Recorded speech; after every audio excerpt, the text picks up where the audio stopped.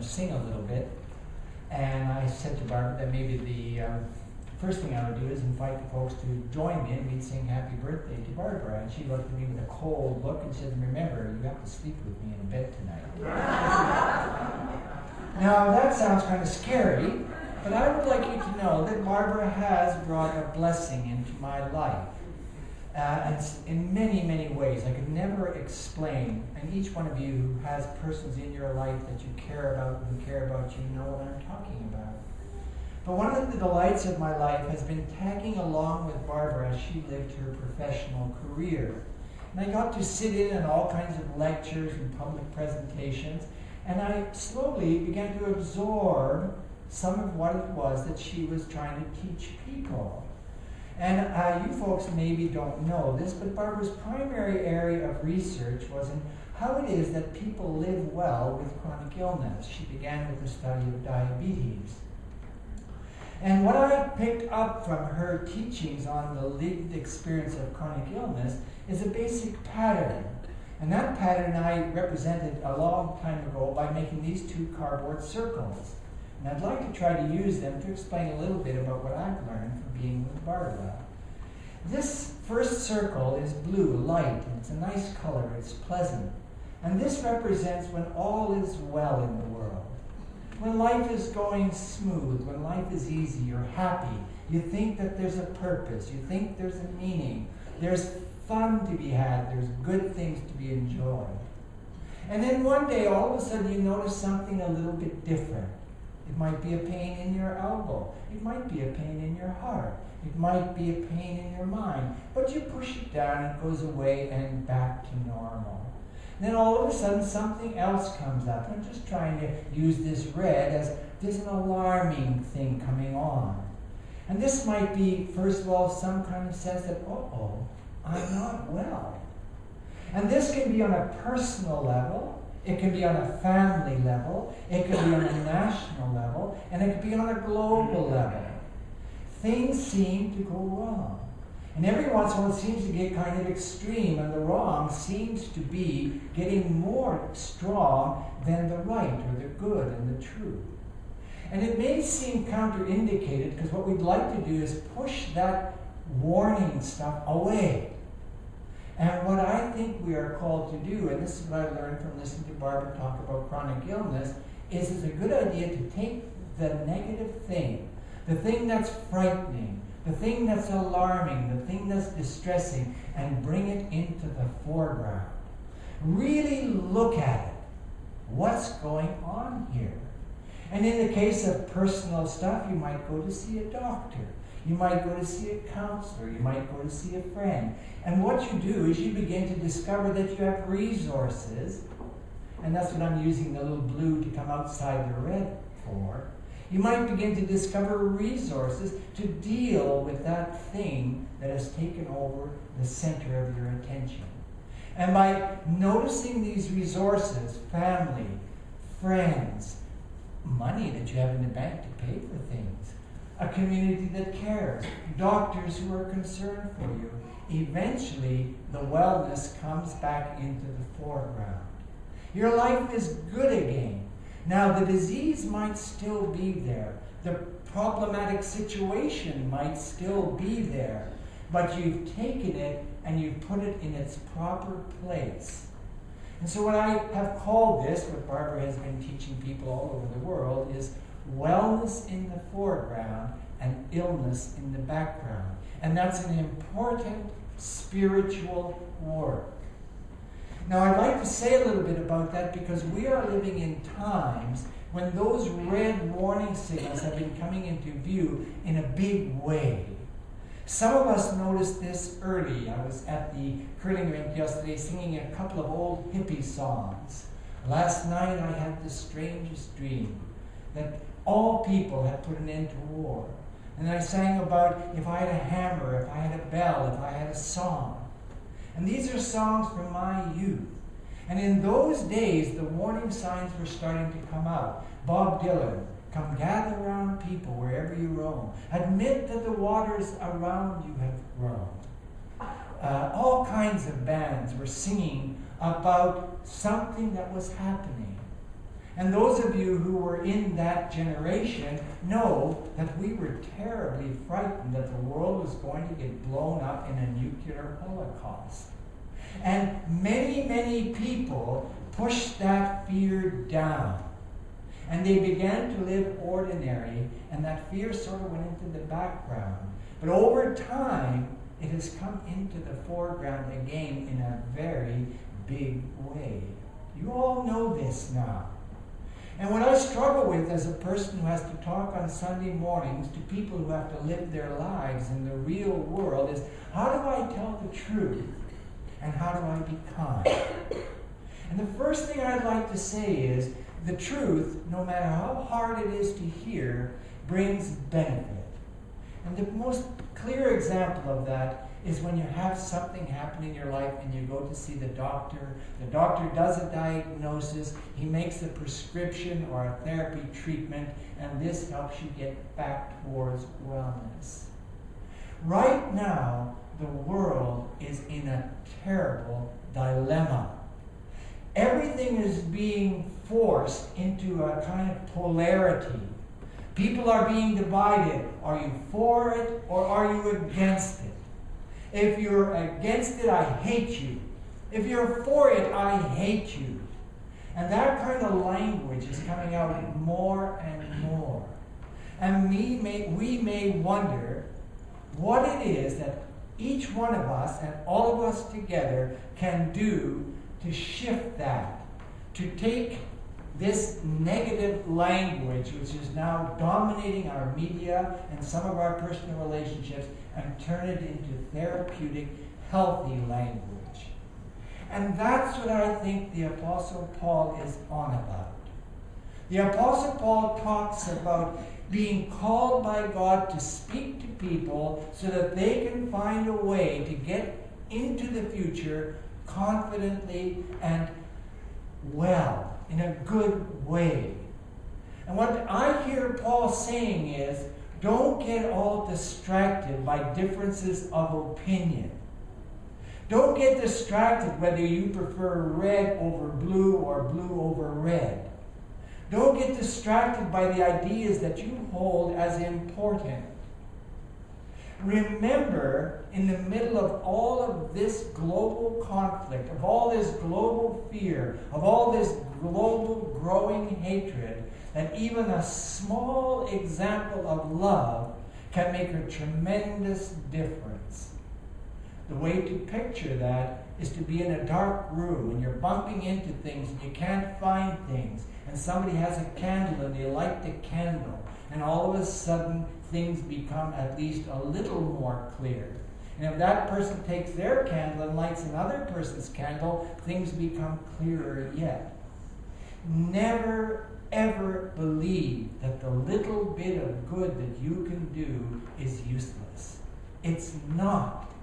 The little bit of good that you can do can make a world of difference for somebody who is hungry for some sign that they're loved and cared for. The Apostle Paul makes it clear that when we gather together in the love of God, we are not gathered together as a group of people who have the right idea, contrasted to other people who have the wrong idea.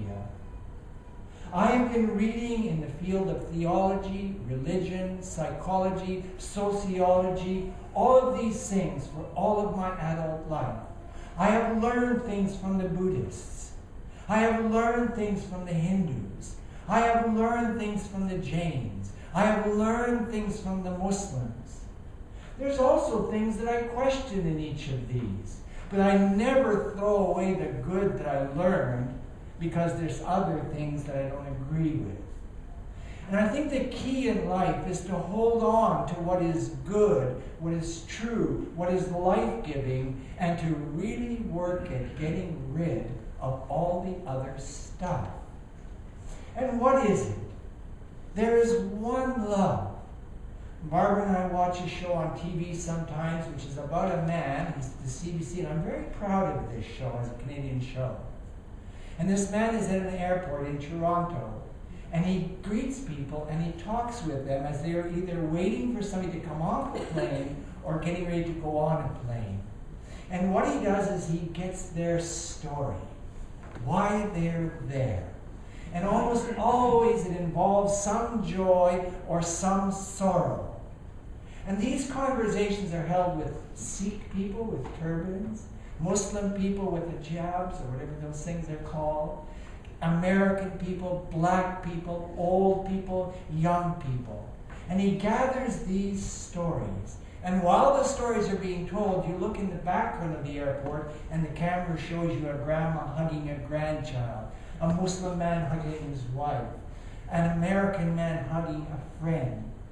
And what you get out of this, if you're watching at a symbolic level, is that the program is giving you these wonderful stories about people who love one another, who miss one another, who care for one another, and they're waiting to welcome them.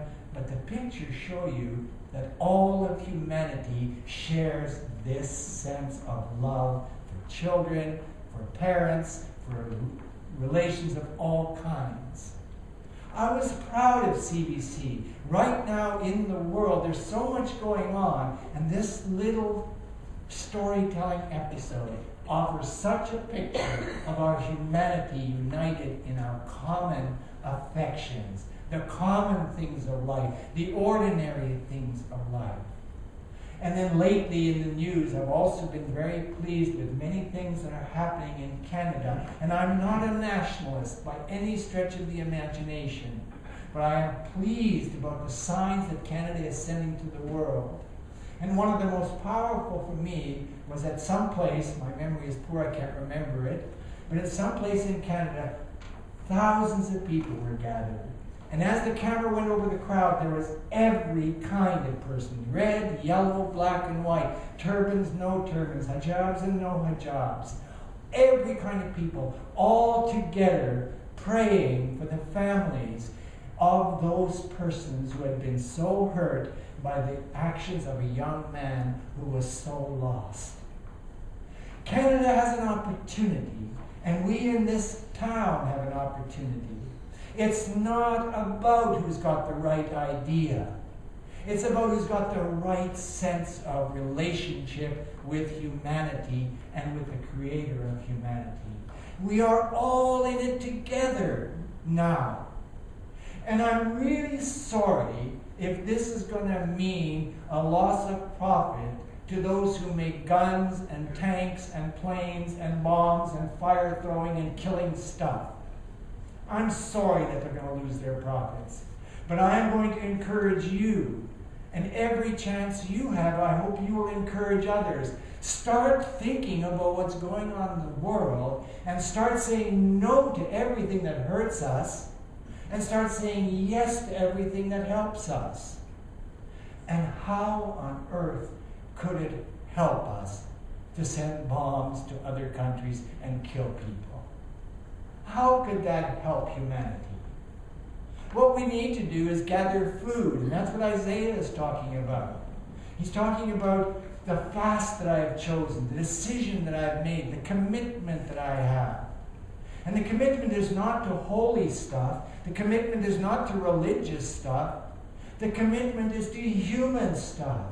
Where you see somebody hungry, give them something to eat. When you see somebody without clothes, give them something to wear. If you see somebody without a place to live, help them find a home. That's the challenge of humanity right now.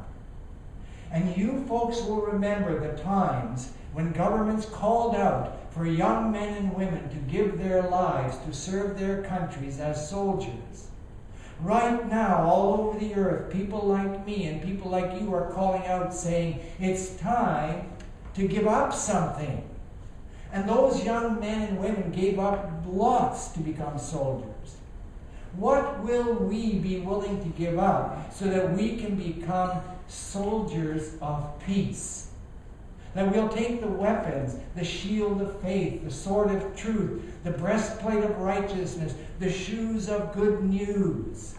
When will we say we're in it all together to make a difference? We are going to live our lives for the sake of our neighbors. This is what I'm hoping. This is the message that I believe is going out all over the earth, that everybody has a chance now to choose. Are we going to go the way of death, or are we going to go the way of life? And then speaking to you as a faith community, I'll pick up the Matthew text about salt and light.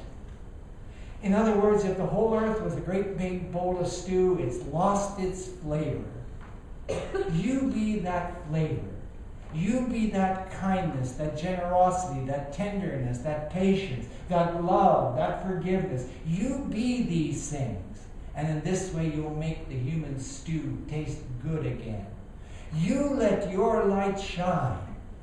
You let your light touch other lives with compassion, with encouragement, with support. And you may feel, I'm so small. And it's true. We are each of us so small. But Jesus was small. Jesus was one person. And he'd meet somebody over here, and he'd make a difference. And he'd meet somebody over here, and he'd make a difference. And what religion has done is they've taken Jesus, the ordinary person like us, making a difference, and they've turned him into a superhero that we should all worship. Sorry. Jesus does not want worshipers in that sense.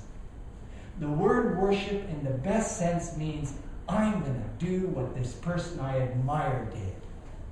So that means each one of us, just like Jesus, when we meet a widow, speak a comforting word. When we meet somebody who's lost a child, give an encouraging sign. When anything happens that you have an opportunity to get involved with, get involved. And then each one of us, joined to all of us, makes Jesus present in the world again. And right now, everywhere, people are being called to decide. Are you on the side of love, or are you on the side of hate? And a warning to those who are on the side of hate, you won't like where that hate is taking you. Those of you who are on the side of love, don't get discouraged. Don't give up. Love will prevail. The light will cast out the darkness. Finishing with what Matthew says, so let your good works be seen by everyone, and let everyone say, thanks be to God for this people all over the earth. Amen.